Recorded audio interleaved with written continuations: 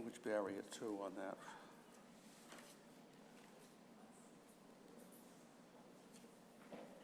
What I'm gonna do is I'm gonna set you up here with.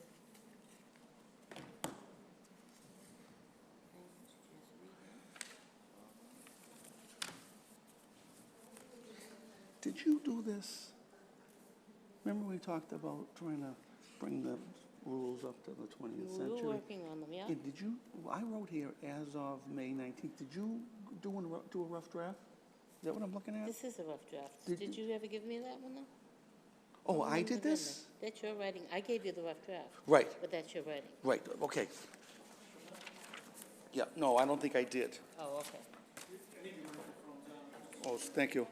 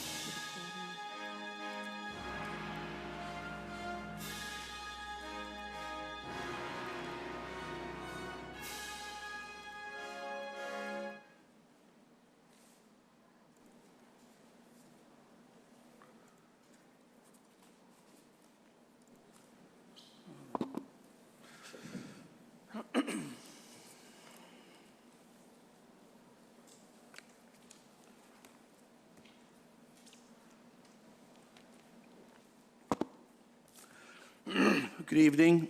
This is the Malden Board of Appeal hearing for August 21st, 2019. And first business is approving our minutes from, I believe it was last month.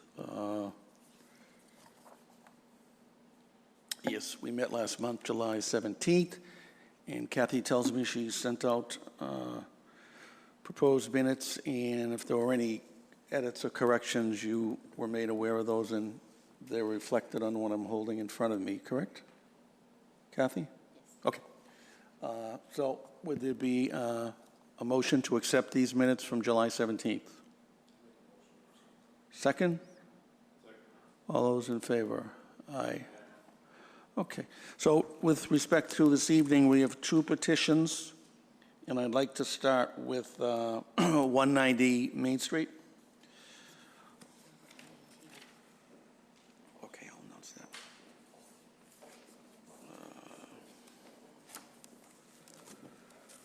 Board of Appeal. And I want to just announce that the meeting is recorded by Malden. Thank you, Pat. It is recorded by Malden Access Cable TV. And is there anyone present who's also looking to record the proceedings this evening? It's fine, but just need to inform us. And I do not see anyone, so we'll move on. And again, this is 190 Main Street. I'm just going to read the legal notice. It's the petition 19-008 by Christopher G. Fallon, Esquire, on behalf of Malden Investment 1, LLC, for a variance of sections 500.1.2.3, Chapter 12 of the Revised Ordinances of 1991, as amended, of the City of Malden, namely the off-street parking regulations for dwelling 3 and/or 4 family, i.e. 1 space per bedroom. And this is per the plans that were submitted, permit number 029845, and it's for the property known as and numbered 190 Main Street, Malden, which is also known by the assessor's ID of map 64, block 309, parcel 930. And Mr. McDonald.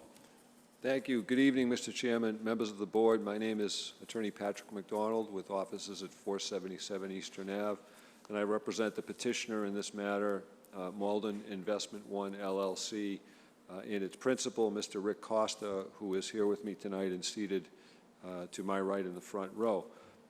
As the notice indicated, this is a petition seeking a variance with respect to the property known and numbered as 190 Main Street, and specifically seeking a variance for parking requirements at that location. The property is located in a neighborhood business zoning district. Its current configuration is as a mixed-use property.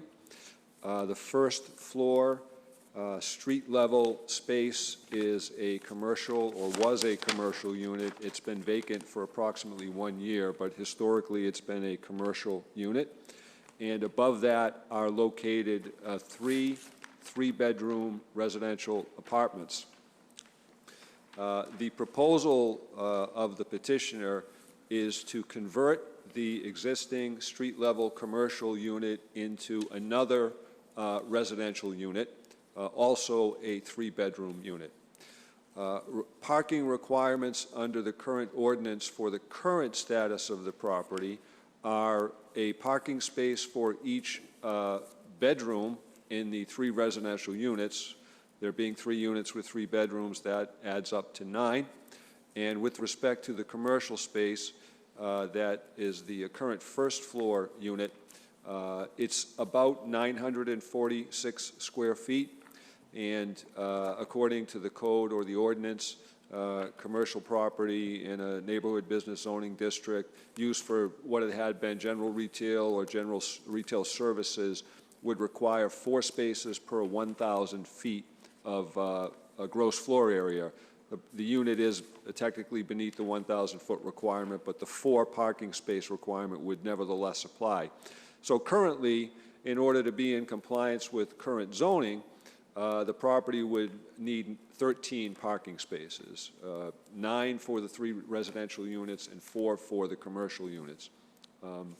If the variance is allowed and the commercial unit on the first floor is permitted to be changed to a 3-bedroom residential unit, this would actually decrease the parking required under the zoning, because the 4 spaces required for the commercial unit would disappear and be replaced by 3 spaces for a new residential unit containing 3 bedrooms, thereby making the total number of spaces required for the property 12 as opposed to currently 13. The proposal does not seek any structural changes of any kind to the property, nor does it seek any change whatsoever to the existing footprint of the structure. There is work. The chairman, you were there this morning. Assistant Chief Sullivan was there. The petitioner is engaging in a general rehab of the various units within the building. Currently, right now, the bathrooms and kitchens are being renovated, and hopefully he'll be able to do the same to that first floor unit. The property has 4 current parking spaces, and only 4. Those are depicted on the site plan that was submitted with the petition. 2 of those spaces are located to the rear of the property. 2 of those are located to the side of the property, I believe the eastern side of the property, and abut a bit onto a private way. The property fronts on Main Street, but it is abutted to the right as you stand in front of the building by a private way known as Brown Terrace. That's about a 10 or 12 foot wide strip that runs maybe 100 feet back and contains a number of other residential properties along it. We recognize that the 2 spaces depicted on Brown Terrace encroach into that, and neither this board nor any other municipal board is typically comfortable with parking spaces that encroach onto other property. To that concern, I would make the following statement. Brown Terrace is a private way. Abutters to a private way by law own to the center line of the way, subject, however, to the rights of others entitled to pass and repass over it. Mr. Costa, through his LLC as the record owner, is an abutter to that way and therefore owns to the center line of the public way. We can accommodate those 2 spaces, notwithstanding a modest encroachment into the way, without interfering with the ability of any other party to pass and repass over and through the way, both for pedestrian and foot traffic. So I would respectfully suggest that although those don't qualify as perfect parking spaces, they are legal and they don't cause any detriment to any other individual who abuts the way. Nevertheless, there's a significant deficiency. Clearly, the property should have 13 spaces according to current zoning and only currently has 4. But as I mentioned previously, this proposal, if allowed, would actually reduce the nonconformity modestly, to be sure, but a reduction nonetheless. I would respectfully suggest to the board that the statutory elements are met here with respect to a variance. We've got a unique property. It's a principally residential property located within what is and has been a neighborhood business zoning district. I say principally because of 4 units within the current building, 3 of them are residential, and only the street-level commercial storefront retains an aspect of commercial use, although, again, it has not been used in any fashion for over a year at this point in time. I'd suggest that the hardship for this particular applicant is that the character of this part of the neighborhood is changing. If one were to view this property as well as the surrounding properties immediately abutting, you would see that although this remains a neighborhood business zoning district, the reality of the situation is that it has become essentially, at least this part of that district, has become a residential district. The 2 properties immediately abutting the subject property to the left, which is where the neighborhood business zoning district ends at the corner of Ellis Street and Main Street, are entirely residential properties. All of the properties, as you walk up Brown Terrace, the private way, which abuts the Locust property, are all multifamily residential properties. The immediate property to the right of Brown Terrace is a multifamily residential property. You don't see a commercial use in that neighborhood business district until you reach the funeral home on the other corner. So essentially that whole block has become, with the exception of the funeral home, residential and multifamily residential. In addition, to the extent that the neighborhood business zoning district is also on the other side of Main Street, we see that the Sir Jeffrey apartment building is located directly across from that site, obviously a multifamily dwelling. Another multifamily dwelling, I believe there is, again, one property on the other side of the street, I believe it's 197 Main Street, which is a commercial storefront at the street level. I don't know what the nature of the business is, but it too has a residential dwelling on top of it. So if you look at that section of this business neighborhood, or neighborhood business zoning district, it has one business in it at this point in time, and everything else is multifamily residential, basically. For that reason, I would suggest that this proposal does not derogate from the intent or purpose of the zoning bylaw or the zoning ordinance, because again, first of all, the relief we're requesting actually reduces or lessens the non-compliance with the parking under the circumstances. And as a de facto matter, this is, although zoned neighborhood business, it has, as I said, essentially morphed at this point into a multifamily residential district, or at least that portion of it. And as a consequence, I think we can confidently state that we're not, again, derogating in any way from the intent and purpose of the zoning ordinance. As a consequence, we'd ask the board to act favorably upon it. Mr. Costa is here to answer any specific questions any board members may have. Thank you very much. Thank you, Pat. John? Before you leave. John, we're going to use the mic tonight.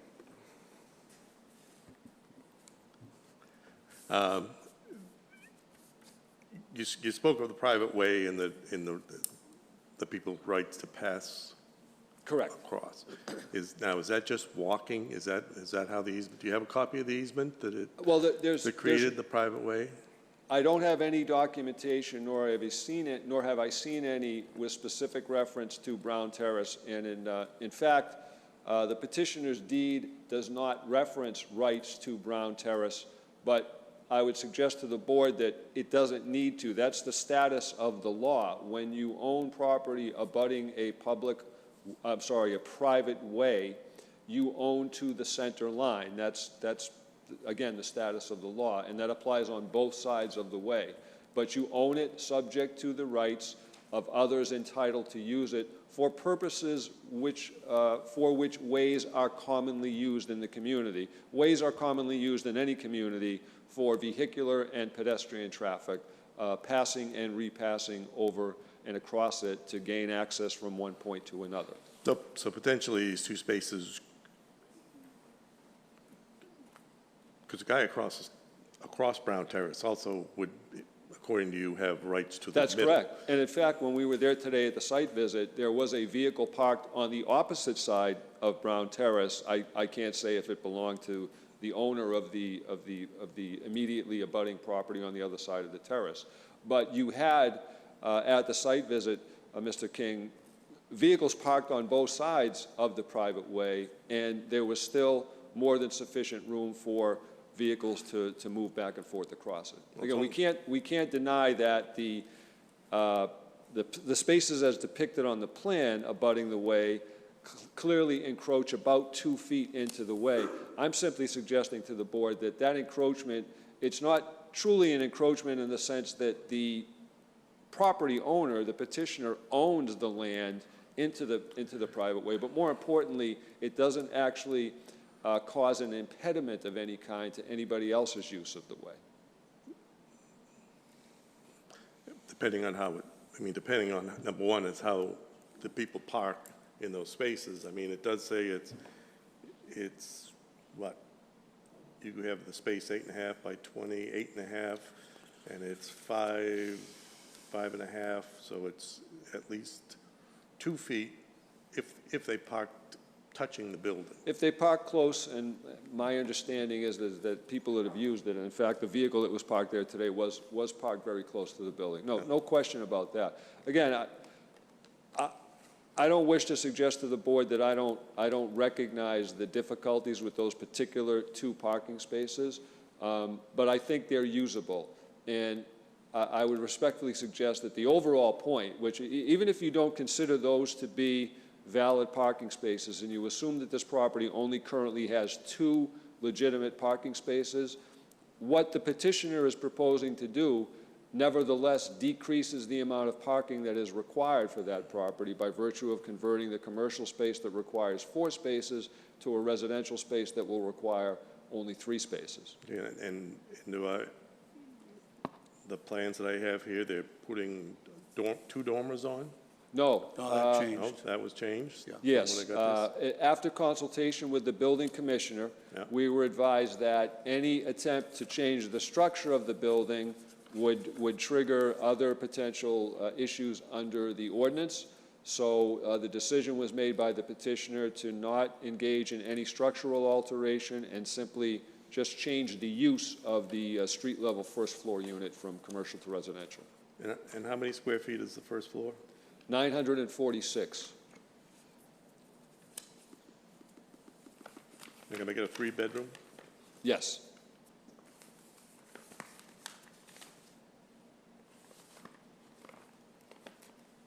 I mean, I looking at 9 bedrooms and already a deficiency in parking, and you did a wonderful job on explaining why it's really practically not a deficiency. But I mean, that's a lot of space. Number one is that size for a 3-bedroom is small, I would think, for myself. Maybe I need a lot of space. I am overweight a little bit, so I mean, maybe that's true. But, going in for 3 bedrooms and the number of people you will expect to have in there, that's a huge amount, to burden that size land with, I think. And with the fact that those parking spaces are not optimum, and if the nice person that was parking there today, who parked close to the building when there was no snow and it was the best of conditions, he wasn't doing anything. And the same with the person across the street, but not necessarily in the future that if somebody wants to park, the guy across the way wants to park also 2 cars out there. Now we're down to even narrower. Now we have a neighborhood problem, and we have a fire department problem probably too, with trying to get up to access the buildings in the back and trying to find somebody to move a car. And, that's drift. You're really putting a lot of people into a small space. It's tight. There's no question about that. But again, I would say that I don't think it would be any worse than the current conditions. If that space were to be rented to a commercial enterprise of some kind, there would be an expectation that there would be as many as 4 parking spaces, and you'd have the same issues. I honestly don't think that this use creates more of a parking issue than one that already exists. As I said, I think it modestly reduces them as a practical matter. Okay. Anyone else for Attorney McDonald? 1 second, Bill. Is there anything that's preventing this from being used as a commercial unit now?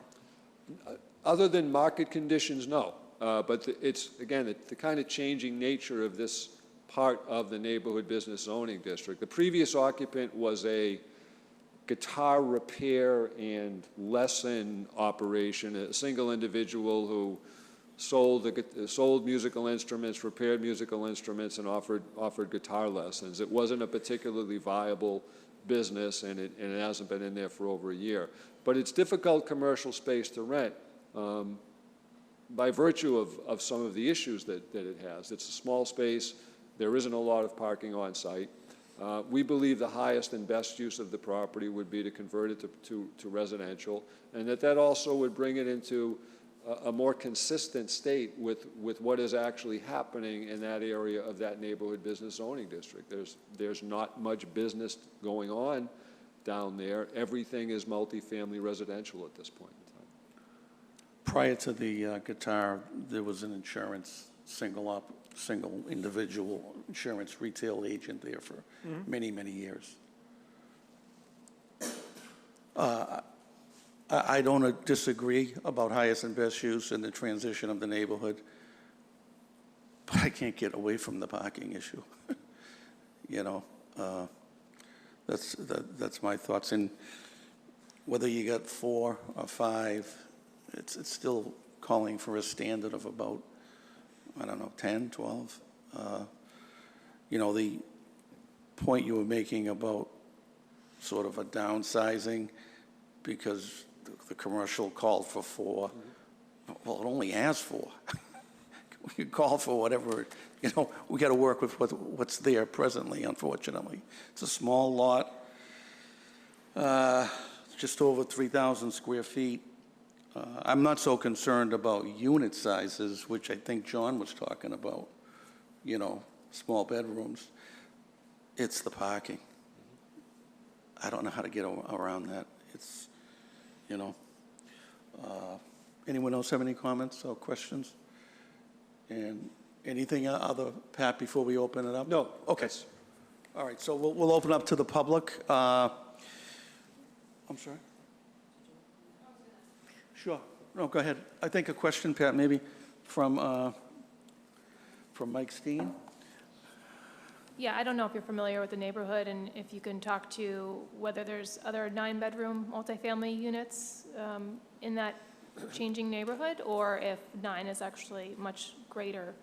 I do not know the makeup of the multiple multifamily dwellings that are there. They're large properties. I suspect that they're 2, 3, or 4-bedroom units, but I can't say that's a estimate based on the size of the structures, not based upon any actual knowledge. But there are big homes, and they're all multifamilies, essentially surrounding the entire parcel of property at this point in time. Thank you. Okay, so we'll open it up to the public, and I would ask first if there's anyone here to speak in support of the variance being granted. And hearing none, we'll then open it up to opposition. I do have 2 letters to read in. Let me qualify that. I have 1 letter that's on opposition. I have another letter that's generally opposed but makes some suggestions where they would be supportive. And quite honestly, I don't know that the issue really is what's in front of us. It talks about planting trees. So let me go first to the individual who is opposed, and that is Donnie Falco, who resides at 3 Brown Terrace. In response to some comments, there's at least, I think there's 4 homes that are back in this terrace, and this individual who's submitting the letter occupies one of them. So it's Danny Falco. I reside at 3 Brown Terrace and have for over 21 years. Parking on our street has been an issue around here. Trash and recycle company won't enter our street. That might be because it's a private way. We have to put our trash over the curb on Main Street in order for it to be picked up. Adding an additional 2 extra parking spots beside 190 Main Street would create a safety issue. For years, we had 1 family living at 190 Main Street. It was manageable, but now converting to a 4-family, 4 cars parking, I don't know if it will work. Winter is approaching. Oil trucks need to get in for their delivery. It's pretty tight as is. If cars are parked besides 190 and 194,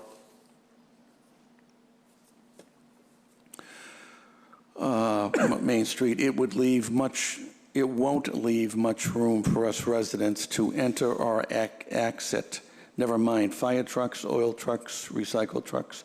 Please consider my thoughts in this matter. Thank you. Again, this is Donnie Falco at 3 Brown Terrace, and I believe he or she is in opposition.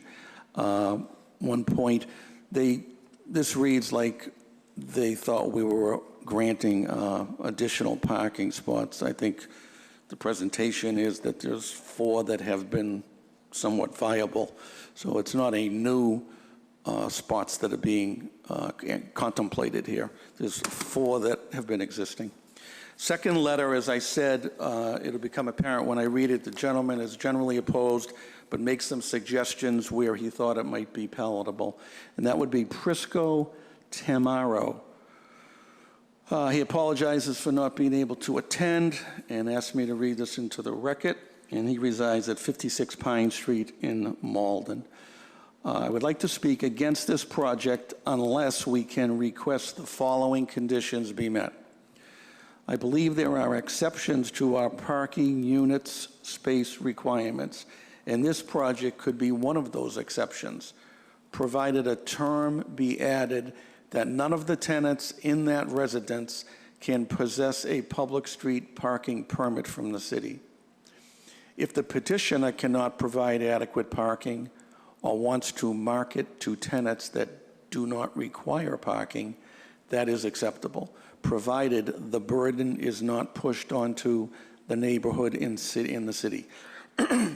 They need to make this clear in any advertisement and leases for the life of the residents. It should be clear from the beginning for any potential tenant. The second and final point that the individual makes is that by marketing to tenants that do not require parking, then many could be commuters via the 106 bus.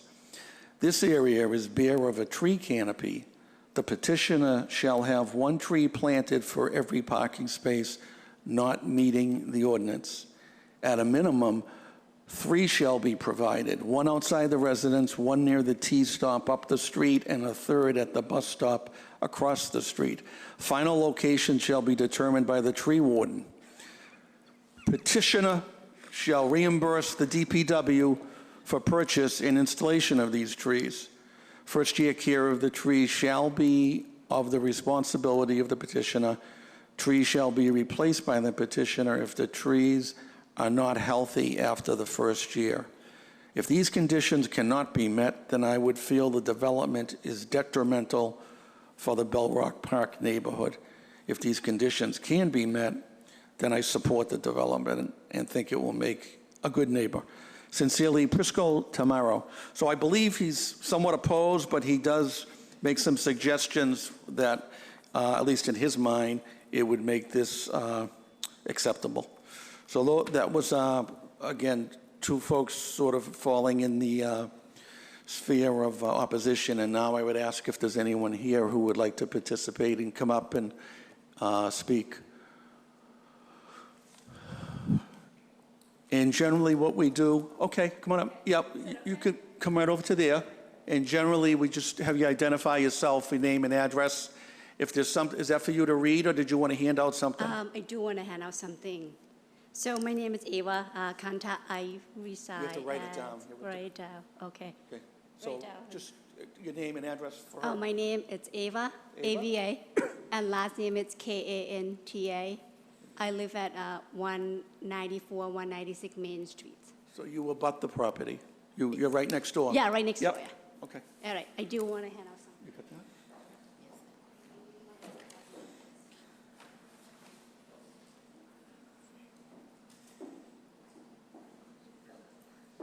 Oh, you're on the other corner of the, she's on the other corner of the terrace.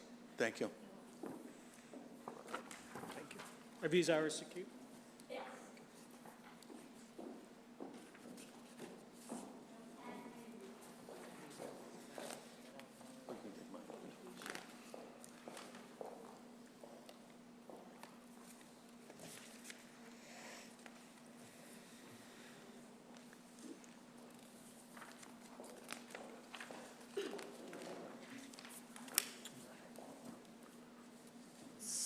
So we talk about parking, right? So that's what I want to point out. according to this plan, it said that they have 2 existing parking. So I hasn't moved there long, so I moved there 2 years. I lived there 2 years, but there's people here lived there over decades. The existing parking, ever since I lived here in the past 2 years, there's only 1 spot on the side of the house. It's not illegal parking, it was just a musician person that parked there. And like they said, it's been only 1 family. It was doable. We can manage it in and out. But now this 2 parking, the second parking, the tandem one, the second one, if you park here, how the 2 cars that park behind the house gonna get out? My driveway is across the street.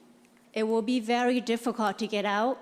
If you can see from the plans, it may be very easy, doable, but if you see from the pictures that I took in the back. So there's the pictures of the van, the white van that parked there is actually encroaching the private way. So he said that he had 5 feet away on the staircase, if you look at the plot plan. So that was just a stair, and that's go to the lot line, right? So if he is gonna make 8.5 feet away, so that was just the parking space.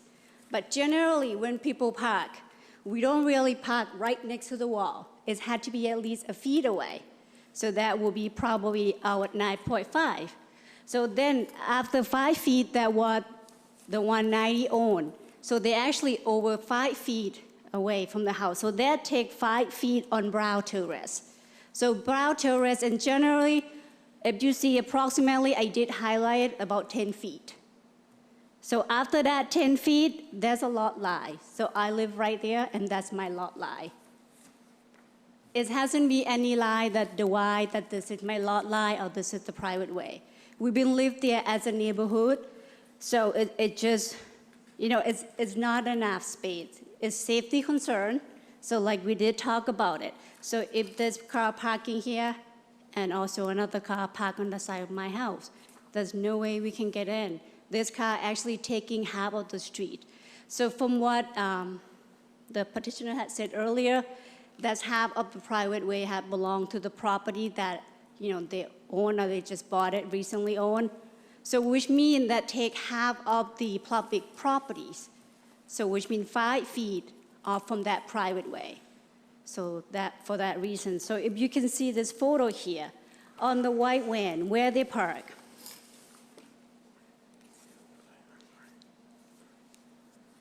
It's really like, I don't know if you can see very clear, because their lot line is right where the brick at the stair.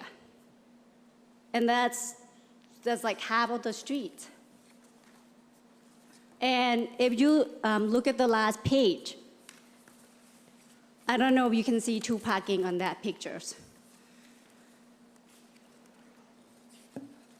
So.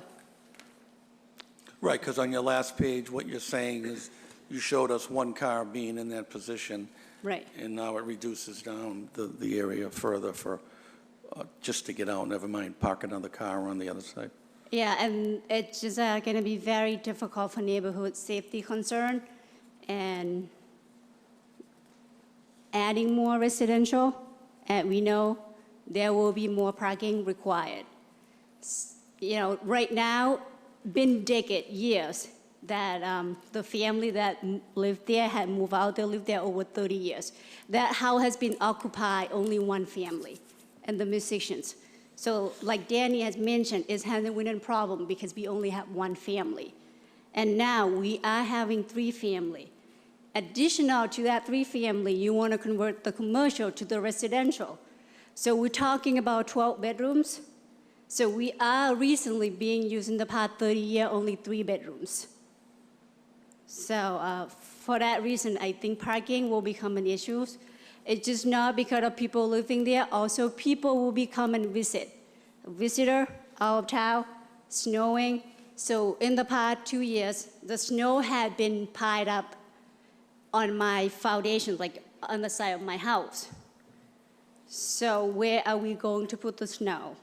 And how are we going to clean it out? Who is responsible to clean it?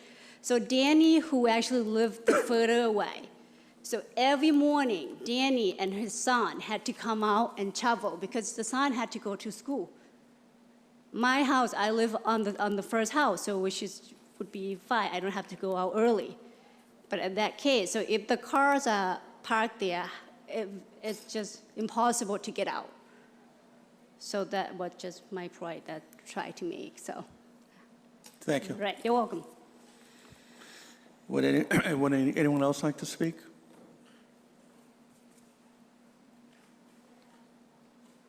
Hi. Hello, my name is Gregory Volmar.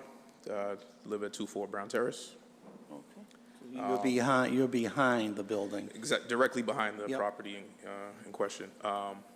So my mother's been a homeowner there for 23 years, and as you know, David has stated and Danny in his letter, parking, hasn't really been an issue like that, but the terrace is small as it is, and obviously, we've talked about removing the trash. We have to walk it to Main Street curb, and especially for the houses in the rear of the private way, Main Street, if you're familiar with that stretch, is very busy. So everybody has to pull in and do a U-turn in the private way to park in their respective parking spots. So if you're going to be adding more cars into that private way, that's going to be very difficult. Snow removal is an issue.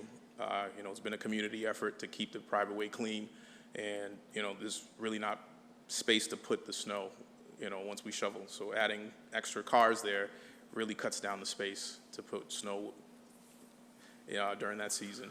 And obviously, this unit, I don't know what they were mentioning about the property size, but there's one family that lived there, and there was another vacant apartment. So size-wise, I don't know how they're going to fit that many people there.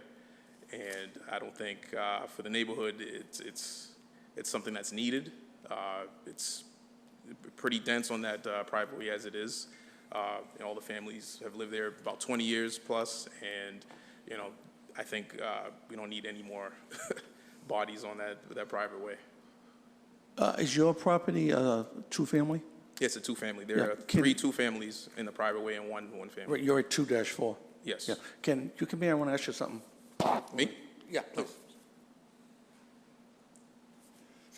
So you're in a two-family, and so roughly how many cars are in the house? 3 cars. Okay. Where do you folks park? There you are, right there. Yeah, so we park inside the house, Where? right on the side, outside of the house. So if you see the pictures. So on the private way, No, we actually have. Yeah, that's our house right there. There's 3 cars Okay, just point to it again, are you saying? right here. Okay. Inside of the house. Is that much area? Okay. And I thought maybe in there a little bit. No? No, No, not in front of the not building? in front. Okay. The 2 parking spaces for the property. For these other folks, yep. Okay. But I see a lot line there that's separating the two properties. Unless that's in, This is 2-4? yes. And this is 190. So that indicates a lot line between the two properties. Yeah, but that's not our parking spot. Okay. All right, thank you. Yeah. Yeah,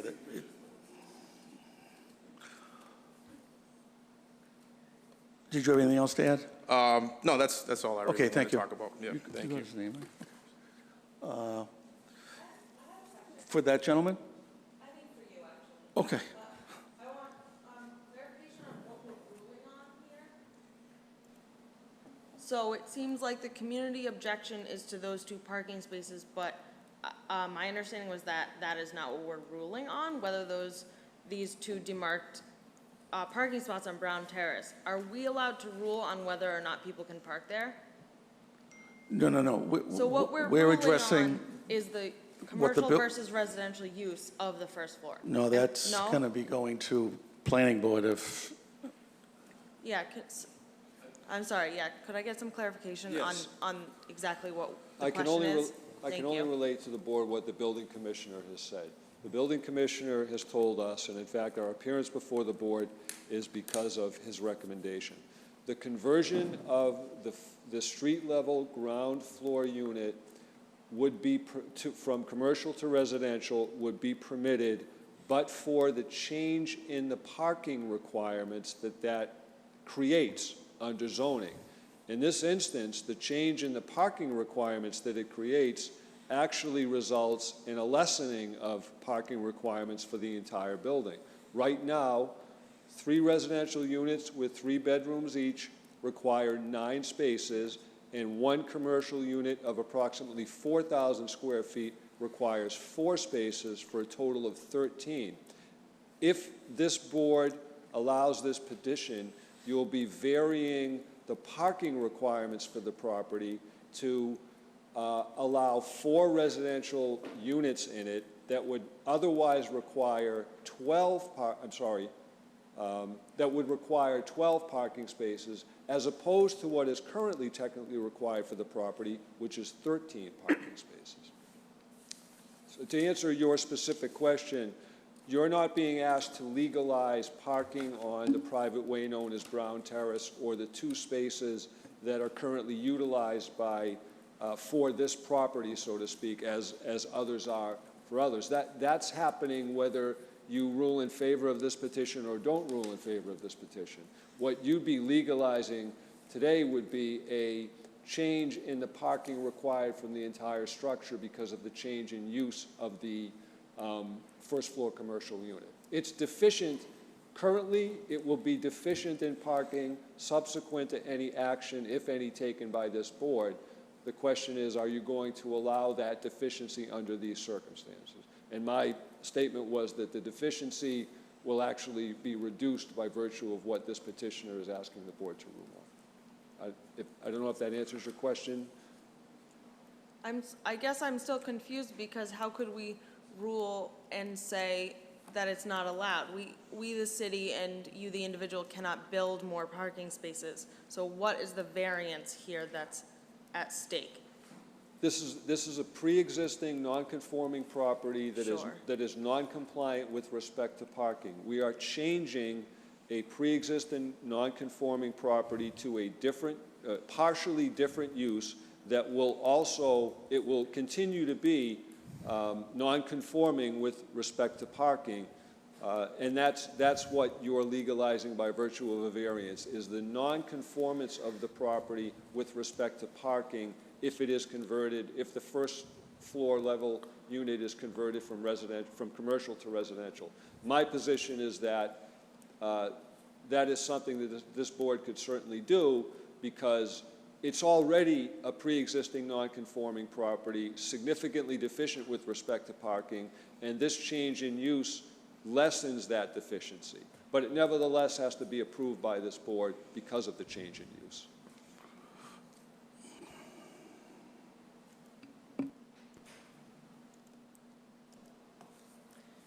So as of right, what would you be allowed to do without getting a variance from this board? Keep the existing three-bedroom residential units, which are already in the property, and the first floor commercial unit could be rented out as a commercial unit. That would require, under zoning, 4 spaces just for the commercial unit. Thank you for clarifying that.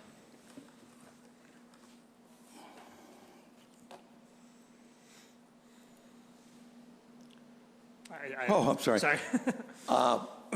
I spoke with the building inspector, and it was his opinion to me that the change in use going from the commercial to the residential is what's opened the door for oversight. It's non-conforming, but they're proposing a change. So now we're able to look back in and stipulate anything. What is presented on there is the building inspector's ruling, and what's in front of us is what's on here, 500-123. If you go to the code book, on page 1239, 1238, you'll see it's discussing a singular issue, parking. And the current standard is that for 3 and 4 unit dwellings, properties, the requirement is 1 space per bedroom. So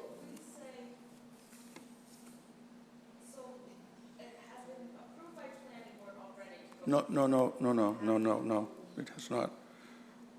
That's what I was told by the building inspector, that they need a special permit from the planning board. goes to planning board? If we say no, it remains commercial? Your second half, yeah, yes, but they still may have the right to pursue it with respect to the planning board. I know Mr. McDonald I see. didn't agree, but that's what I was told from the building inspector.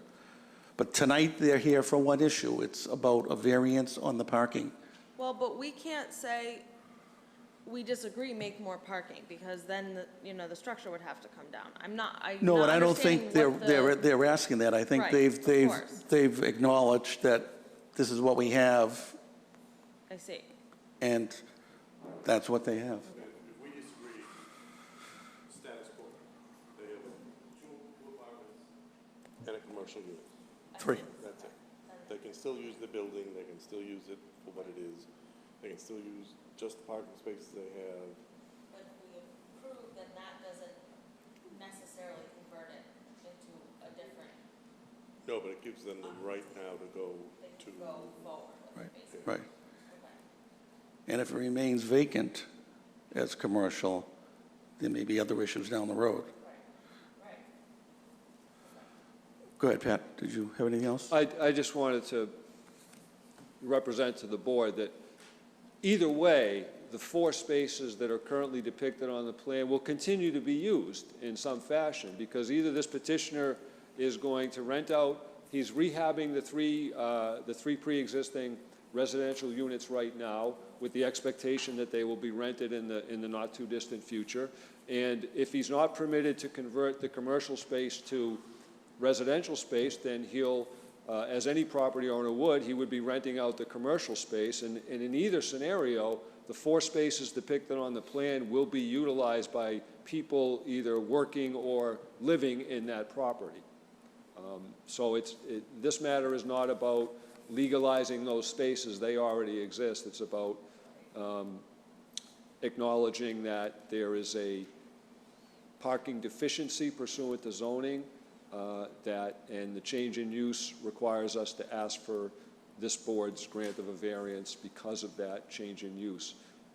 And again, finally, I would say that our change in use actually reduces the nonconformity of the property. Thanks, Pat. Thank you. Anyone else to speak in opposition?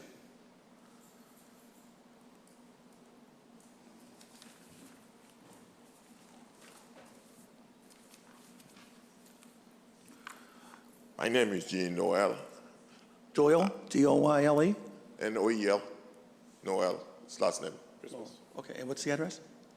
1 Brown Terrace. 1 Brown Terrace, okay. Yes. I've been living there for like over 20 years, and then parking always been an issue. Of course, it's always like open space, but now to have this as dedicated parking, that would be a big issue. Like my neighbor said, snow in the wintertime is always a big issue. Trash won't pick up, and the truck, in the snow time, they won't come in unless you call the city, because it's always an issue. My house, all the snow that I pick up, they have to build to get my foundation. So then if we come in, we have like 2 parking spaces adding to that space. If God forbid there's a fire in the street, how the fire truck will get in? If anything happens, how the ambulance will get in? Because we have like very tiny space to just in and out. And they have to back up. There's no way you can turn around. So you have to go in and back up. So I don't think that's a good idea to have the parking space adding to that street. Okay, thank you. Okay, anyone else?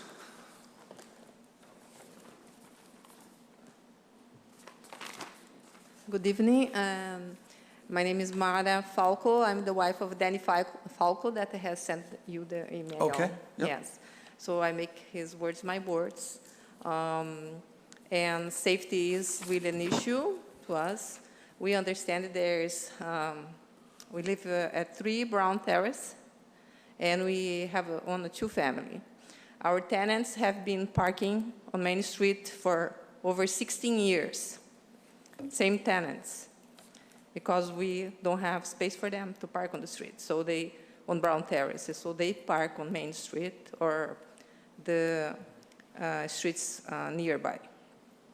So I think visiting Brown Terrace when we don't have a snowstorm is one situation. And when we have 2 feet of snow, it changes the whole scenery. It makes harder for us residents.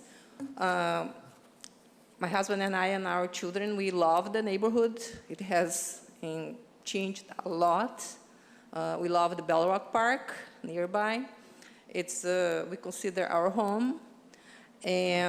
But you know, the houses were built at the beginning of the 19th century, and things have changed a lot from that time to now. Yeah, no one had cars. Yes. So it's difficult for everybody, but adding officially these 2 spots, it will make a very serious safety issue for us that live at the end of the street, the last house at the street. Can I ask you, this was your husband who wrote this, correct? Yes. The 2 spaces that have taken up most of our conversation on the side of the house, they're representing as being theirs. Mm-hmm.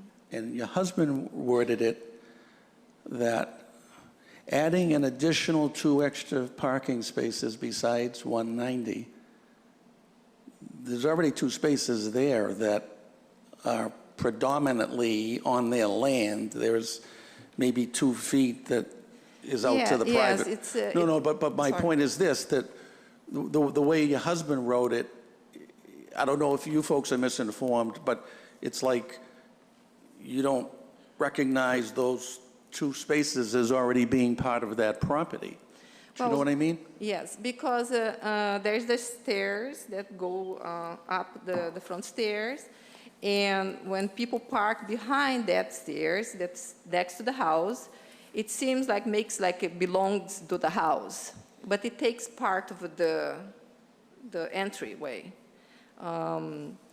So it's very narrow. There's no space. People need to park very close to the wall.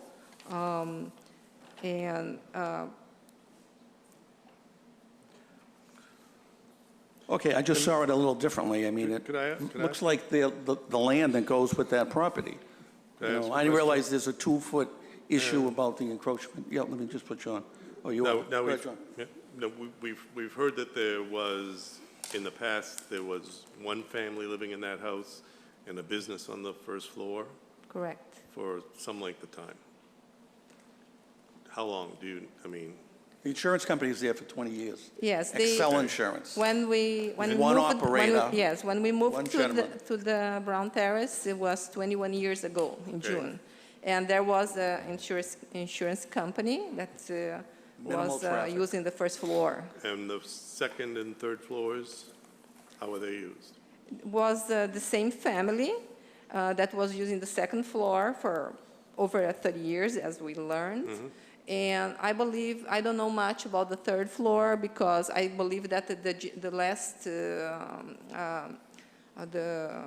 gentleman that was using the first floor until like a year ago as the musician or instrumental, something with the instruments, he, I believe, lived there on the third floor, but I'm not sure about it. Were those, they're showing, you know, they are showing 4 spaces, 2 in the back and 2 on the side. Yes. Were those 2 spaces used during those 21 years that you've been there normally? You mean the ones On the side of the house. on the side of the house? Yeah. Yes, there is, yes, people would park like, No, but I think he means by occupants no. of the 190. The person that lived on the third Was a floor. mother and son that lived there. He would park maybe sometimes, and sometimes he would park on Main Street in front of the building. When utility, Comcast or Verizon comes, sometimes they use that spot. Yeah, temporary. Yeah, and, but it's temporarily. When we have the snowstorm, maybe people would try to park there, but would make very difficult. We had to ask for them to move sometimes, because it would be so narrow. So the picture during the snowstorm is very different from a sunny day. Yes. Sunny summer day. That's all I have to. Thank you. Thank you. Anyone else like to speak? Councilor Crowe. Excuse me. Good evening, Mr. Chair, members. I'm Peg Crowe. My address is 9 Hancock Street, Malden, and I'm the Ward 1 City Councilor. Honestly, I hate being on this side of these public hearings. In the opposition, certainly don't want to stunt redevelopment. However, as you know, you've heard from the residents when they saw the plans. They've called me. I've listened to them. We've gone out there. We've looked at the site, sort of more of a visual person. And I think some of the concerns are when they saw those first plans, it looks like those two side ones are now going to be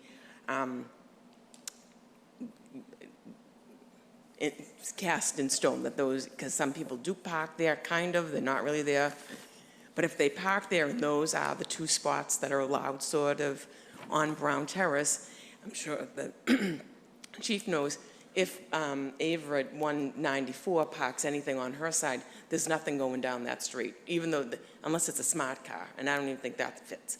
I parked my car when I was down there in that little area, and I was pretty close. I'm no skinny mini, but pretty close to the wall to be able to get out. And you are out, you know, quite a bit of distance. And it just, even that side makes it a little tight to get down that. And if there's a car on the other side, it's impossible. So it is, and as they said, you know, that it has been manageable because one of the units has been rented for quite a while, and the other ones have been, what we understood was empty. I think now they thought the person that worked it downstairs might have lived on one of the other floors. And and you said, you know, the insurance and then the music person. I did really want to address a little bit about changing from, that we're reducing, you know, the burden. There's a very different picture of what commercial parking does and sort of residential parking, because commercial parking, those 4 spots, someone's coming there at 9, usually leaving at 5, people coming in, meeting with their guitar coach, whatever, or their insurance, and then they're on their way. Whereas some of the neighbors could be off to work and it's a little easier. So it's not the same that they're all now, it can be converged at the same time. So it is more of a detriment at night. And considering now we went from one apartment that had 3 bedrooms, that had, you know, 2 people in it, so maybe 2 cars. So now we're going to 12. And especially if they're, which is wonderful to redevelop those, but it's sat vacant and not really well maintained for a long time. So bringing it up to snuff is definitely going to bring more tenants there. So that is sort of where the issue is. It's been there. Those are the numbers of bedroom that have 9. However, they've not been used. They've been vacant. So we're going to get the other 9 bedrooms filled and an additional 3. And again, sort of a different kind of a parking thing. So, you know, unfortunately, I think, you know, this is a real concern, and I stand with them, you know, in opposition, and I urge you to do the same. All of Brown Terrace came out. You know, each one has called me and said, can you please come down and talk to us? So we went down, we looked around, we, you know, talked about what some of the issues and where the things are. And really, you don't see a whole street. I know there's only 3 houses, but you don't see a whole street come out, really, because that's the concern. And this is who affects that the most. And those houses at the back of it, it's a dead end too. And it gets tighter and tighter. They have no place to go if they can't get out. So I think this is a little too much of an overbuild. Actually, I just wanted to sort of quickly on a side address Mr. Tamaro's letter. That is something that I hear the requests, the concerns about we require too much parking and that we don't require enough parking. So to try to balance that, I have been doing some research, And in Everett, they do, and it comes to the Zoning Board of Appeals, because they have resident parking overnight restriction, the Zoning Board of Appeals can grant these variances. However, the condition is that they need to advertise their apartments with no access to parking and no access to street parking, and those properties go to the parking department, so they're not allowed to get a resident sticker parking, so they have no access. So if really you're gonna be a bike or a T-commuter, and you say, that's what I do, that's how you make sure that that really happens. And so, and when they restrict those, they found, especially on corridors like Main Street, they're talking Broadway too, they find it actually balances those. They can redevelop, but still not add to the parking crunch that we already have. So I'm still working on that, so we'll bring that to you as maybe a tool later on, but we don't have that yet. However, if you do decide to move forward this and grant this variance, one of the conditions on behalf of the neighborhood, on the neighbors, and you see the conditions of Brown Terrace, I would respectfully request that the terrace be, but the petitioner redo the whole terrace. It would be nice if they don't have to deal with if they have to deal with all that parking, maybe they don't have to deal with all those potholes. It is a street that is in bad repair. They have been trying to keep it up and doing as much as they can. And you know, maybe that would help if this goes forward. But first, I urge you to deny, and if you do not deny, please place the condition on that the Brown Terrace will be repaved by the petitioner. Could I put something into the record? Yes. With your help, would you just establish the number of units in the following properties for me? 194 is how many units? 2. Two-family? Yep. 194 Main, two-family. 1 Brown Terrace, gentleman over there. How many units? Single-family or two-family? What? Single family. And the other 2 are 2 families. How about 3 Brown Terrace? 2 families. Two-family? Okay, and then... 24 Brown Terrace. Right behind the house. 2 family. Two-family, okay. Great, thank you. Thank you. And thank you for your time.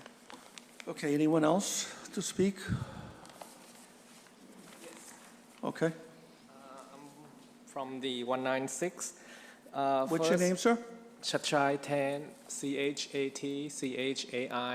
Okay. First name, last name Tan, Tan. And you're 194, 196? Yes. Okay. First point I would like to make is the encroachment. If you see that they say they have the right, then any neighbor in Brown Terrace, they can park there too, right? If they say they can park extra space on the private way, then anybody in that neighborhood can park there too if they live on Brown Terrace, right? So it doesn't make sense to encroach on the private way for parking, maybe for passing, but not for parking, because it will block others from going in and out to the Brown Terrace. Right. I'm not a lawyer, but Okay. it's my understanding that it would be you and him that would have rights and no one else. It's out from your properties. No. It wouldn't be the folks behind. They have the right, In the rear? well, they have the right.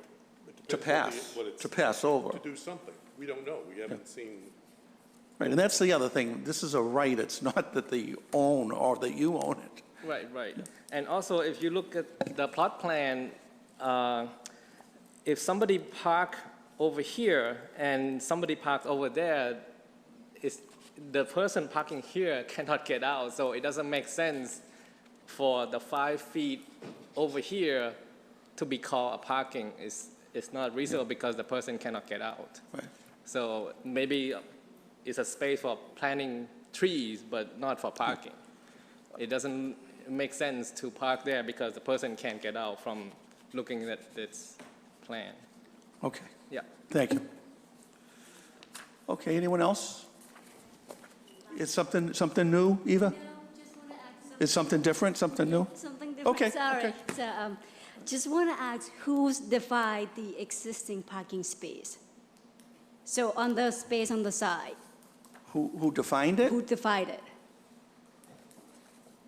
Well, this is a plan that was put together by a surveyor who was hired by these folks, and they make the representation that, you know, that there's a parking The space, city has minimum requirements for parking spaces. which is what we're The dealing city, with. the city says if you're gonna have a parking space, it has to be at least. So this is the city. So what? The city didn't put them there. Oh. The city just tells this engineer that he's gotta make, if it's gonna be a parking space, it has to be this size by this size. 8.5 feet by 17 in a residential setting. This is the engineer, Right. right? Okay. So let's just say if this is not legalized and they will say that this is like, you know, legal parking, but they can park there. So if this would go through, can But- they park there? well, I'm sorry. If we were to say no to the petition, Yeah. they could still assert that they have 2 parking spaces there. That's a legal matter between Yeah, you folks. I mean, then at that point, it's everybody on Brown Terrace who has to get together and, you know, work that out. Yeah. The city would have no oversight. Yeah, we have no, I mean, you'd have to go back, you have to find out can someone impede your progress if you can drive on it? I mean, yeah, if they could go out 2 feet, you can go out 2 feet, and he can go out 2 feet, or 3 feet, or whatever it is. I mean, and then you have no private way. So, but that's court. See the guy with the glasses over there? You'd get someone similar to him, not the same guy, but an attorney. That would have to work that out, or with the owner of the property. But I mean, that's not our job. We can't say that those are not 2 legal spaces. All we can say is that they can't change the use, basically. So because what you can say is like technically they can park there. we can't say that. You can't say that, okay. So, We're not- but that's- we can say that. Can we, no, we can't say that as well? That's a legal question, that's not for us. Ah, okay. All right.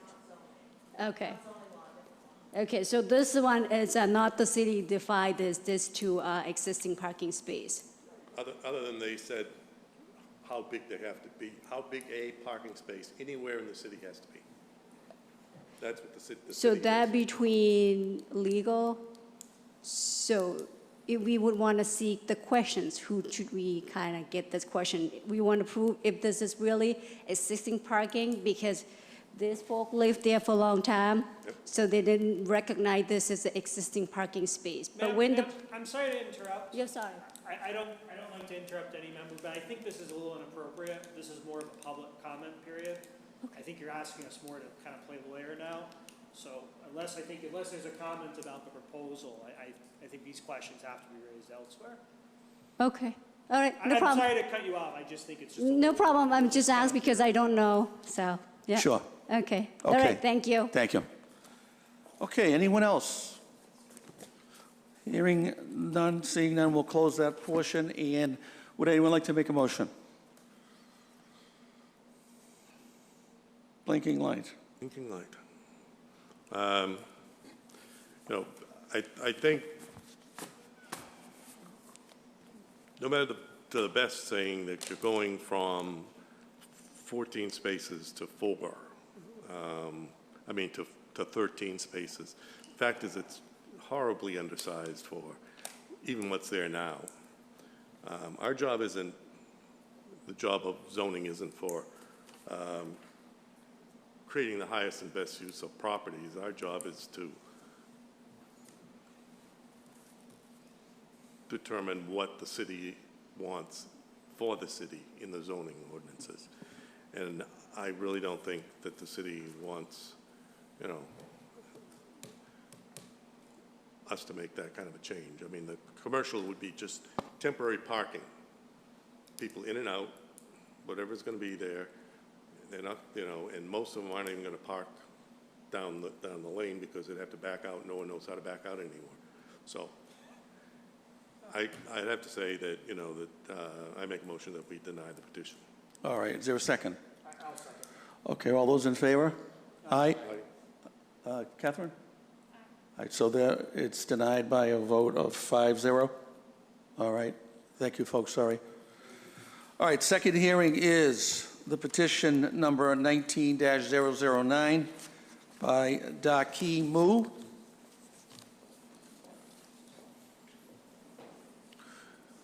We'll just wait 1 minute, okay?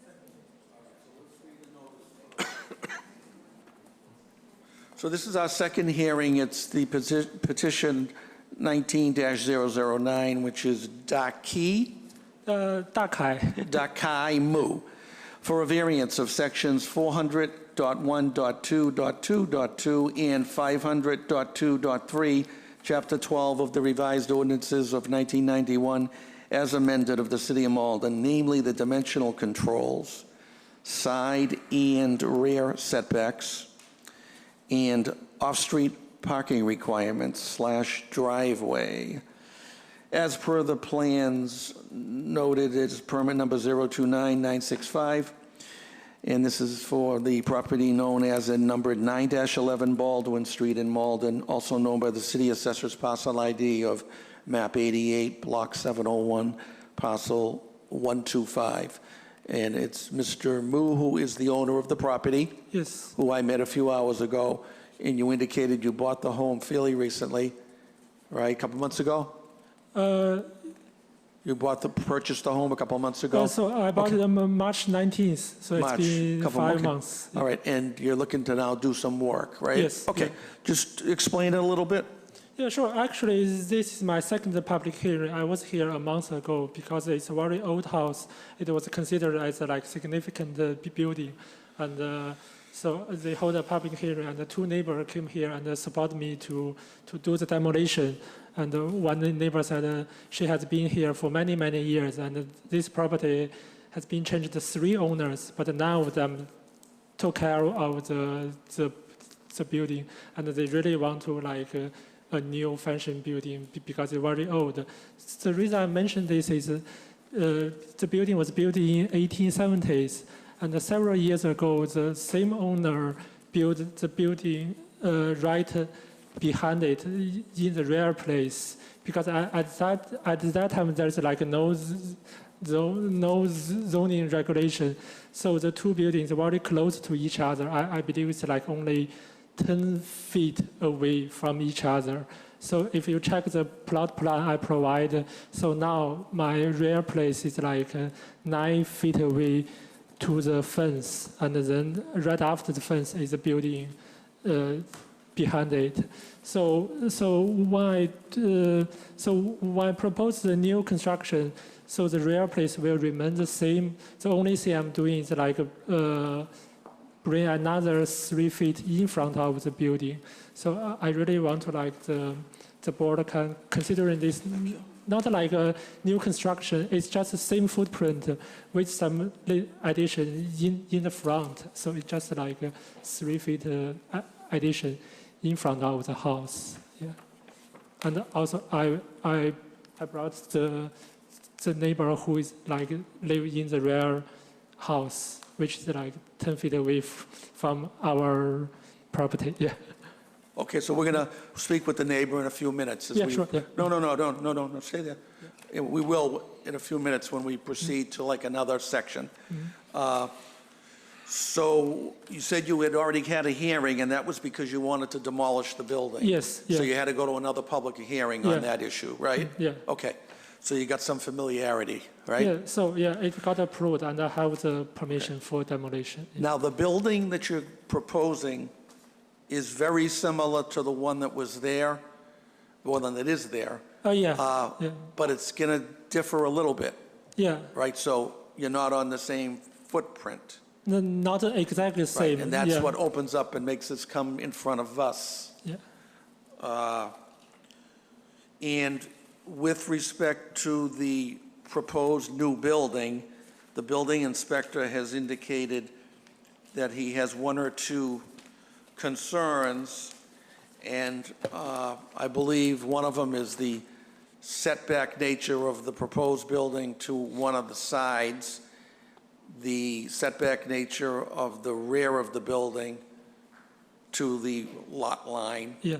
and then also about the dimension of a driveway. Oh, yeah. So I want to just point out for the board members, they all were very busy, and I don't know if they were able to get by, but this gentleman has 45 feet of frontage, and he has two existing driveways. One measures about 10 feet, and one measures 12. But apparently our zoning requires that there is a 15-foot wide driveway. Oh, I can redo the pale, actually. Yeah. Okay. Yeah. So, but you didn't address that on the plan? So why did the building inspector still raise the issue? Oh, I see. Yeah, because I thought the only issue was the zoning from the rear. Yeah, Okay. I don't know that there is another issue about the driveway. If I know Right. that, I will propose like the new plan to pave a little bit more to make it wider. The plan that you submitted really doesn't show, I don't think, a driveway at all. Okay, so, but I know what I physically saw there today. So on the setbacks, let's do the rear one first. What's our requirement? Is it 10 feet?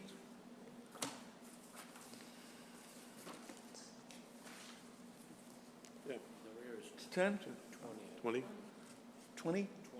20. All right, so it looks like from the plan, which I struggled to read, is, this is on the new building. Yeah.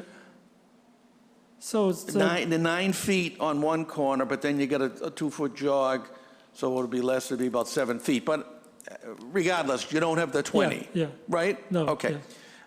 Is one of the gentlemen here tonight the neighbor who's in the rear? Yes. Okay, great. We'll see him in a little while. Okay. Okay. Jim, can I just ask, Sure. the rear of the 9 feet, is that the rear of the building?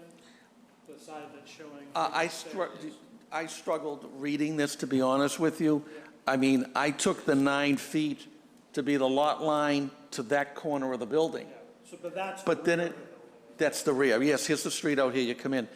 But then it jogs another 2 feet. So that's probably like, 7 feet. But they didn't show that on on his plan. Okay, so that's our rear setback. Now, let's talk about the side. What's our requirement, folks? Does anyone know? 10? I don't think I violated the side back. No. Yeah. Say again? Yeah. I think it's good. What's the requirement, though? 10. 10. No, I think it's 15. Okay. So the 10.8, and although that 10.8 looks like it's in a foot, it's the way he drew it. I'm not a surveyor.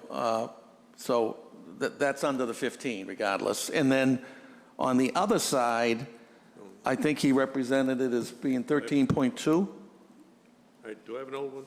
Because it says 10 feet. 10 feet. Yeah. 20 total, both sides. Oh, 1 point, yeah, 1.2. Single family dwelling.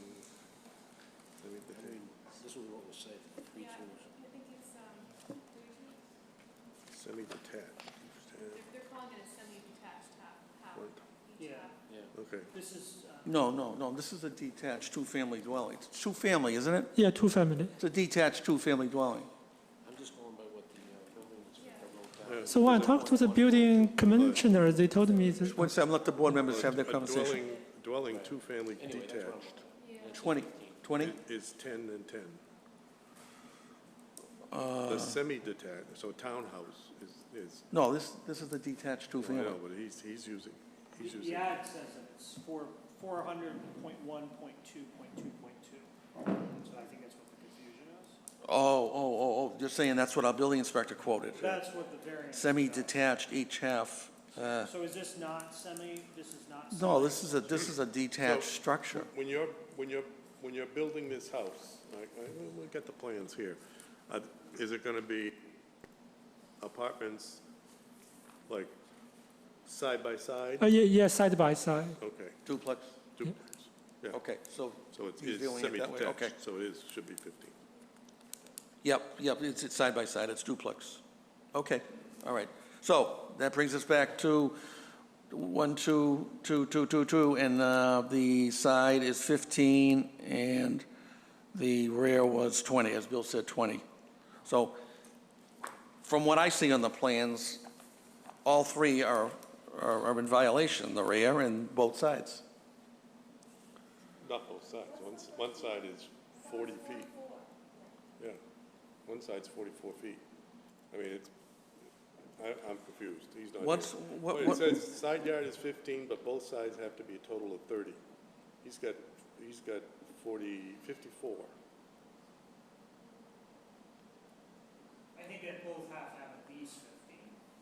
So one, he's not in compliance on the side. So one side. And he's not changing that, is that right? You're not? Yeah, as I said, all the rest is the same footprint. The only thing I changed is in front of the house. The front of the house is in front of the house. Is the only part of the footprint you're changing. Yeah, I know.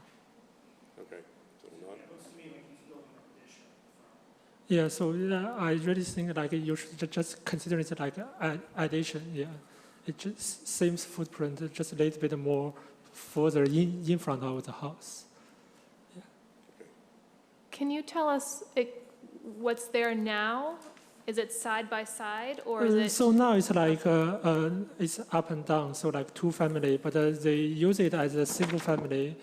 Only one owner was there before, and when they left in March, I believe it's in April, and it was vacant until now. Yeah. I was waiting for to do the construction maybe soon, but it got delayed again and again. Yeah. The previous owner he had the kitchen on one floor and then another kitchen. Oh yeah, yeah.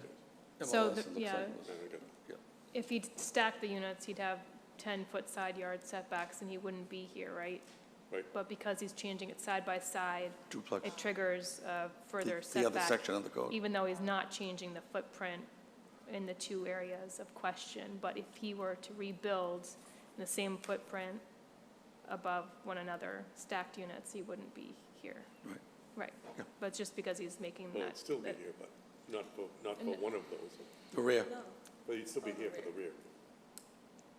the rear setback, Yeah, because he's rebuilding. Okay, and the driveway issue. Yeah. thank you. Okay, just hold on one second. Is everyone's all set with the applicant? Okay. So why don't you can take a seat, and what we'll do is we'll. Okay. Don't leave yet. Just, so you're adding, do you know how many square feet you're adding to the property? So before it was 1112, so I'm adding about to 1400, so it's like 300 totally. Okay. Yeah, in the front. Are you adding more bedrooms? Yeah, one more bedroom. Now it's like 4 bedroom. I will add it to 6 bedroom. So it's 3 bedroom, one side. On each side? Yeah. So I already labeled there will be 6 parking. Yeah. Okay. The 11 was on one floor. Right, 11 and 12. Is that what you're saying? Well, 1100? I don't know where you were going with that. That's why he said 11. I didn't know if you thought that meant the No, gross. the whole thing, no. I think Yeah, he said so- 11 and 12. It was 11 on the first floor and 792 on the second floor. Okay. The Yes, existing. so the footprint is about 1112. 1192. Yeah. 1192, the footprint. Yeah. Yeah, okay. Okay, why don't you take a seat, and Okay, we're thank going you. to Yeah. open it up to the public. Would there be anyone here that wants to speak in support of this variance being granted? Okay. I don't have anything to read in, right? Okay. Hi, yeah. Yeah, hi there. My name's Ben Weeks. I'm the owner at 31 Mount Vernon Park. That's the southern neighbor behind. So you're the Baldwin Street. direct abutter? Correct. Behind? Yeah. Okay. And, you know, I am in support of this under a couple of conditions. Currently, the chain link fence that is dividing both of our properties is in disrepair. Who owns it? I believe, according to this, what is it, the assessor's note here from the surveyor, it's on their side of the line. So I just request that gets repaired or replaced. There's also a tree that's grown into a portion of it, and that tree's dead, so it's posing a risk. So I'd want to see that removed as well. And that would be on the east corner of the lot. And another thing would be for some kind of anti-reflective treatment on the windows. Because the houses are so close, the window reflects and has caused warping on my vinyl siding. That's more of a legal thing, I think, but in terms of, you know, contingencies for approval, that's something I'd like to see happen. Other than that, I'm absolutely in favor of this. The house has not been well maintained over the years. It's fallen in disrepair, and having somebody like Takai here to, you know, put something modern that is in good shape would be a welcome change to the neighborhood. So, On the fence, are there two fences? I believe it's just one fence. Because the plan I'm looking at shows wooden fence on his property, chain link on yours. I'm looking at this. Yeah, I see stockade and then chain link, so interesting. So hopefully, you know, the two of you could work that out. But I'm just looking at the Yeah. plan, what it says. Oh, okay. And it says a stockade fence on his property, and the metal which you referenced, the one that's in disrepair, appears to be on yours. Interesting. Okay. They might both be on the same. No, yeah, who knows? They could, yeah. Yeah, yeah. Not a It's real- fairly close to the line. So, not a and of course, surveyor that's why fence. you pay to have the surveyor, right? Fences don't make good neighbors. Yeah. Yeah. So, and I think the parts of the fence that have a tree grown into it, that tree is on their side too. So, Okay. and that's sort of the part in question. But aside from that and the windows, you know, like I said, we're close neighbors, but you know, it's been like that for a very long time. And I understand that there's a footprint change, but that is on the front facing side, so it doesn't really affect me. All in all, yeah, I'm still in favor of it for those. Okay, great, Thanks. thank you. Anyone else like to speak in support of the variance being granted? Hearing and seeing none, would there be anyone here to speak in opposition? Hearing and seeing none, we'll close that. Would any board member have any other questions for our applicant? Or I do, Mr. Wu. Did you gather what your neighbor was saying, the fence issue, I think, but besides that, the tree? Yeah, the tree. And then on the lighting, I need a little education on that. Windows? That's why I look at him. Don't look at me. Reflective, Usually you don't get something reflective. Colors, you know, dark materials absorb heat, light colors are reflective. he indicated that it's melting something on his property. Might reflect more, but newer windows, you know, they have a film that's usually to help the energy efficiency. So you could talk to a window rep before you order those. Yeah, to see if it's yeah. possible. Sure. Yeah, definitely. Yeah. Okay. Yeah, we hear, Go ahead, Adam. 1 second, Adam. All set. Is there anything that's keeping you from rebuilding the house as it is right now with the same dimensions? I'm sorry. I didn't, what's your question? My question is there any reason why you can't build the house right now exactly as it already is? Is there Oh, any so yeah, if you check the footprint now, because the building was built for years, so I actually at first it's only like only partial of that. And now they add more and more addition, and all of them is like not in the same. So when you check the building now, it's not even in the same level. So I have to do the demolition and rebuild it from the beginning. Actually, at first I thought, okay, I will just do some addition and that's it. It's gonna be very easy, and I don't have to like attend to the demolition board for the demolition for one public hearing and now for the second one. But it's too complicated. The basement is very in a very bad condition, and So I have no choice but to tear it down and build a new one from the. Well, you did mention how it was built at the turn of the century, so from my limited observation, you know, it's functionally, it's older and older systems, field stone. And also there is like a lead pipeline, so I also have to replace everything. Replace that, yeah. Okay. And also the gas line is only 1 inch, so it's not even enough to support it for 2 families. So everything gonna be changed to new. I won't speak for Adam, but I think maybe he was just looking if there was, if we don't have to grant a variance, if you can just do things as is, that's always something we strive for. But you know, there's circumstances that. Yes, really bad condition. Yeah.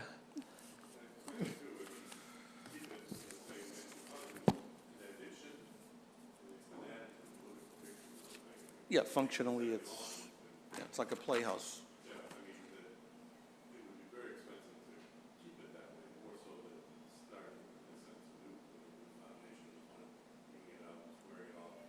It probably was a shed 100 years ago, and now it's been added on 3 times.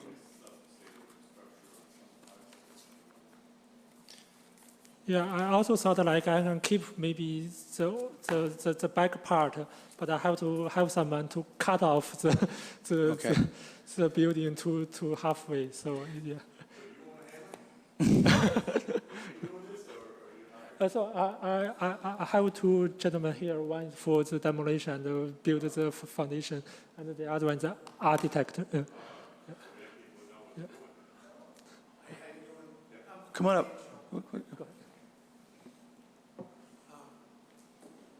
Good evening. My name is Dave Chalmers. I'm an excavating contractor. Reside here in Malden, former policeman. What's the address? Pardon me? Your address? 47 Robert Street in Malden. And 47 Roberts. I didn't get his name either. if the plan goes through, I'd be doing the excavation and foundation work. I think anything would be a big improvement. Structurally, the house is a dump. To rebuild it in that footprint just wouldn't make sense.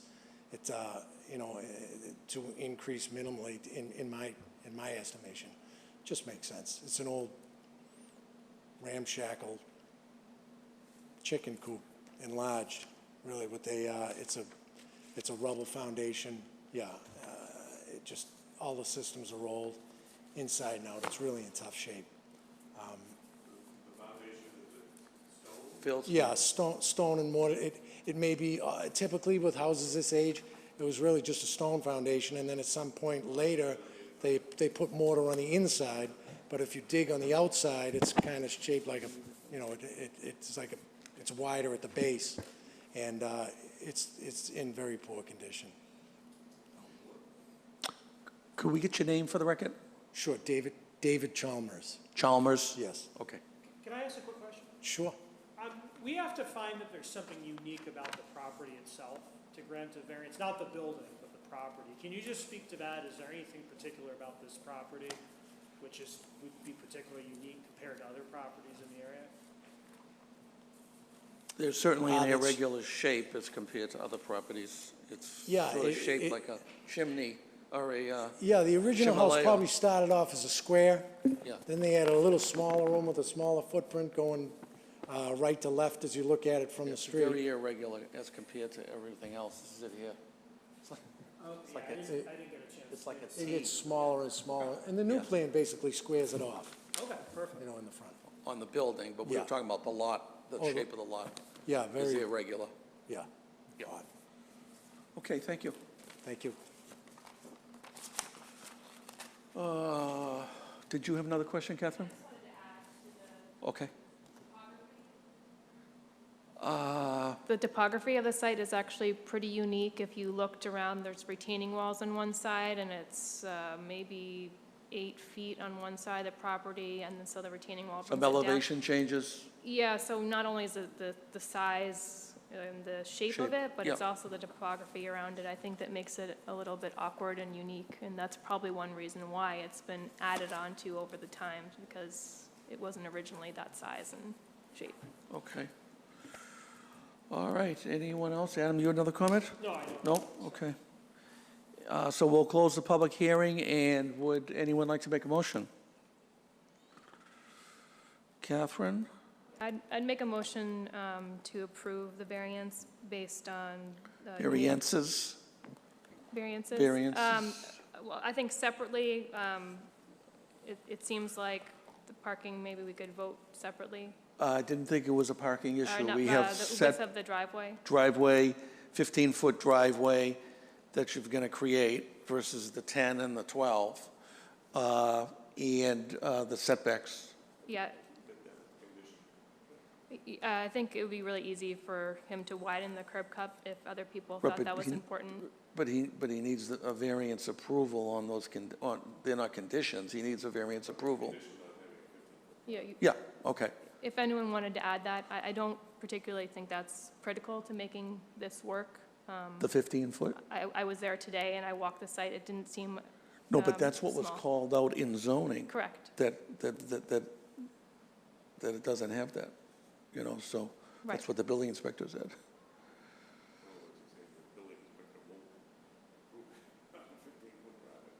Wouldn't the curb cut be the same size as the driveway anyway? He's working with an existing curb cut, so if that's what is existing there, to comply, he'd have to widen the curb cut, One which of would the be a two. different approval process probably. Okay. But we could put that in as a condition if we thought that that was necessary. If- Okay. Why don't I turn you on there, Bill? Is that you? No. Yeah, I think. I'll learn how to work this someday.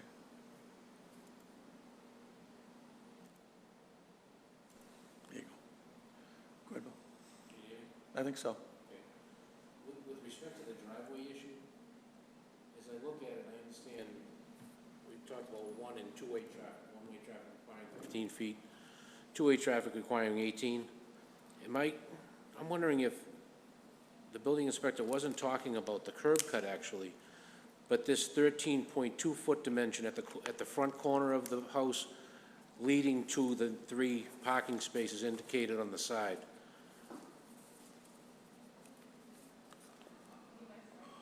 You know what I'm saying? Because there's plenty of, there's plenty of room out front. There's what do we say, 45 feet of frontage? Yep. You know, there's actually 2 driveways right now. But my concern was that he's actually referring to that 13.2 and getting to the rear. Just point of clarification. Meaning he wanted a 15, there should be a 15-foot width Well, there? I'm wondering, the building inspector, I'm wondering if, because that would be two-way. They've got to come into the parking lot and out of the parking lot, right? So it'd actually be 18, correct?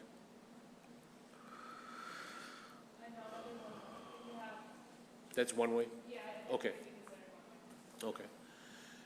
So I'm just thinking that's the area that he's referencing, not the sidewalk. Yeah. Can you just explain that? Yeah, if you look, he has 3 parking spaces here.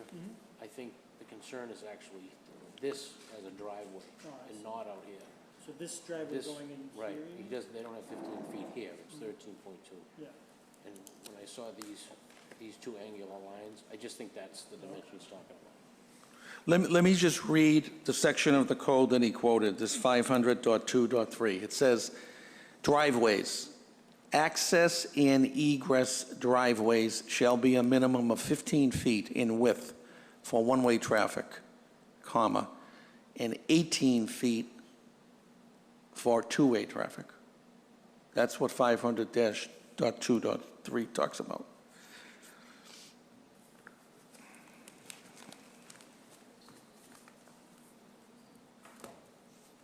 So I think that would refer either to the 12-foot curb cut to enter the driveway or the 13.2 foot to get around the corner. So if we think those are both okay, then it doesn't really matter which it is referring to and we can grant the variance. If we think one or both of those is not okay, then problematic. we need clarification from the inspector. Okay, I'm sorry, I didn't have a diagram with a 12-foot indication, that's all. I think it's referring to, at the top, you see this No, I as know, a I just curb didn't, I cut? just, Oh, you no, see no, I it see now? it. I just didn't see the 12-foot that you're indicating. Where, I don't see the 12 that you're talking about now. No, I don't see it, that's what I'm Okay, saying. I measured the When two you talk about a existing. curb cut, I just didn't Oh, see is the it. 12 coming from you? I measured them today. Oh, I'm sorry, I I apologize. measured after you left. Yeah, I apologize. I measured the two driveways, Okay, remember? sorry. Yeah, and it was, I wrote it down and I made sure it was 45 feet of frontage. And I took two pictures. So if you're standing out in the street, over on the left, what I'm calling driveway 1 is 12 feet wide. Then there's 23 feet of shrubbery and bushery and whatnot. And you get over to the left side of the lot, driveway 2, and that measured 10 feet. I apologize. So it's 10 and 12 is what I came up with. And the building inspector had, the note here talked about 15 feet. I hadn't even recognized until I read just now about the 18 on the, on a two-way. So I kind of like the point that Emily raised, that regardless of which of those two conditions it's going to, if we're comfortable that neither of them are killers, that, you know, we could be comfortable. I mean, at least I'm thinking along those lines. Do you have another question, John? A variance. We'd have to grant a variance for the driveways, or the driveway, and Setback. the setbacks. Yeah. Okay, so. Two sections of the code. Yeah. I mean, I think in the, from the past, I know Adam, who has the pleasure of doing most of the writing of the decisions, likes sometimes them to be addressed separately in case there's different issues that might go to one versus the other. I think if anyone feels strongly enough that one should be granted over the other. Okay. We should be, you know, I think that's the only reason. All right. Can I just, let me ask our, just Bill, is there any concern about the width of this for fire access? No, not as I saw it there today. Yeah, it's really an extremely different lot from Malden, both in terms of its size and its configuration. It's bigger than most lots. The shape, yeah, I know it is, yeah. It's like a chimenea, yeah. Okay. So, Adam, would you like to make a motion? Sorry, I was trying to make a motion. Oh, all right, Catherine. But I was trying to clarify. I'm still trying to figure out the buttons. But it was for the 400.1, .2, .2, and that I was going to address the 500 separately if people wanted that, but I was going to give reasoning for the 400, so dealing with the rear setbacks and the side setbacks, those paired together, I would say that he's not going beyond the existing footprint in the side or the rear. Oh, the rear, right, yep. And I think that the topography of the site and the size of the site is quite unique, and I do think I could agree with the excavator that it is really expensive to rework an old dilapidated foundation and structure. So I would definitely say there's a financial hardship for this applicant. And I think that we've heard that's a huge improvement for the neighborhood, so I think that there's reasons across the board to approve this variance. And there was little or no opposition, and the direct abutter to the rear appeared. And what about the conditions? Do we, conditions? I think she addressed. She did? Okay, sorry. All right, so is there a second on Catherine's motion? I'll second. Okay, all those in favor? Aye. So it's granted. But the parking, Parking, if we want to do that separate, that was just for We're going to do it 400. separate? well, hers only Okay. involved the. Okay, so we do two votes, two motions. The first one was just approved for the setbacks, correct? Yep. Okay, and now Catherine's going to step up to the plate once again? I would approve the 500. I think all the conditions do apply. I think what's kind of put in front of us is a little bit schematic, right? So it's not showing what's paved and what's really not. So I think if anyone needed clarification, we could probably ask for a real site plan to show how these parking spaces really work. The 13.2 does seem a little tight with a turning radius, but the way I read this, I think it seems possible. So if anyone else agrees it's possible to fit 6 parking spaces on site as required, and a second. Okay, and is there a condition on that one at all? No, just that you comply with the creating the driveway, right? I think the driveway works fine. As is. Yeah, I'm just saying, I think it's very possible to fit 6 parking spaces, and I think it's possible to use that 13.2 dimension to get 3 more if that's where they Okay. end up. And so there a second? Second, and all those in favor? Aye. Aye. Catherine, a vote of 5-0, you're all set. It's approved. And Start the engine. so what takes place now is that this gentleman has to write it all up nice and legal, and then it gets sent to another office in City Hall, and it gets posted for like about 10 days because individuals could object. I see. And so you have to let that time frame expire, and your next dealing at the end of that 10 days, I might be off, is it 14 days? 20 days. When that expires, if no one has appealed, then the city clerk in the building across the street will issue something for you, and then you're to file it over at the courthouse in Cambridge, the registry. I see. Okay, the variance grant gets filed, okay, and then you can start with the gentleman doing the work. Although you might, I don't know if you have still, you already have a demo permit, you Yeah, told how me, is right? the demo permit? Yeah. So do you think I Okay. can do the demolition like? You gotta wait for what I just told you, you have to wait till that 20-day period expires. I see. Yeah. Okay, you gotta, He could start the demolition, just not the. no, I don't think you should, I don't think you should. So you gotta get that piece of paper from the city clerk, Okay. but don't go tomorrow, because it's gotta play out for about 2 weeks or so. I see. And they send you a letter.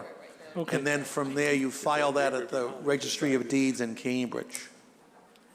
Okay? Yeah. All right, all set. Thank you. Thank you. Yeah. Okay, thank you, everyone. Adjourn at 8:15. Move to adjourn?